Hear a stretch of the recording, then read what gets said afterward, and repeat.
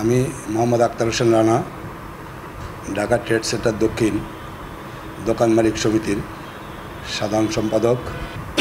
আগামী 2026 সালের জাতীয় নির্বাচন অতি সন্নিকটে, যেহেতু নির্বাচন কমিশন কর্তৃক ঘোষিত ফেব্রুয়ারির প্রথম সপ্তাহে নির্বাচন, তাই আমি আশা করি টঙ্গিবাড়ি লৌহজং থেকে যে প্রার্থীকে নমিনেশন দেওয়া হবে তার বিষয়ে দু একটা কথা বলার জন্য।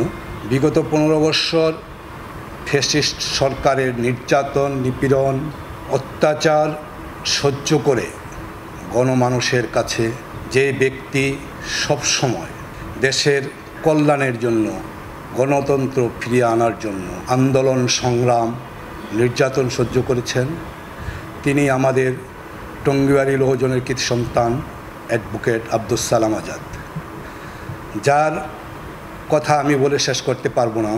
আমার দেখা প্রতিটা কর্মী, প্রতিটা সাধারণ নাগরিক যে তার সামনে যে তাদের মনোভাব, মনের কথা প্রকাশ করতে পারেন, যখন যে প্রয়োজনে তাকে ডাকেন, কর্মীদের সামনে পান, তিনি অ্যাডভোকেট আব্দুস সালাম আজাদ।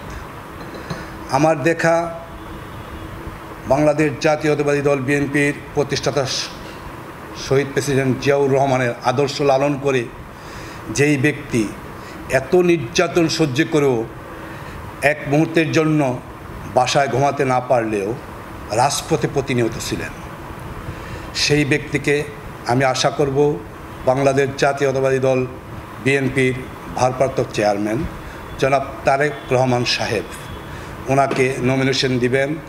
আমরা ওনাকে গণতন্ত্রের মাধ্যমে ভোট দিয়ে নির্বাচিত করে জাতীয় সংসদে জনগণের প্রতিনিধিত্ব করার জন্য সুযোগ করে দিবেন। আমরা জনগণ যাকে পাশে পেয়েছি, সবসময় যাকে পাই, তাই আমার এলাকার জনগণ সবসময় একটি কথা স্লোগান দেন, কর্মী ছেড়ে পালায় নাই সে আমাদের সালাম ভাই, দুর্যোগে সালাম ভাই সে আমাদের সালাম ভাই। সালাম ভাইকে যারা চিনেন, যারা জানেন, কর্মী বান্ধব সালাম ভাই কোন ধরনের লোক, তার সাথে যে মিশেছে সেই জানে।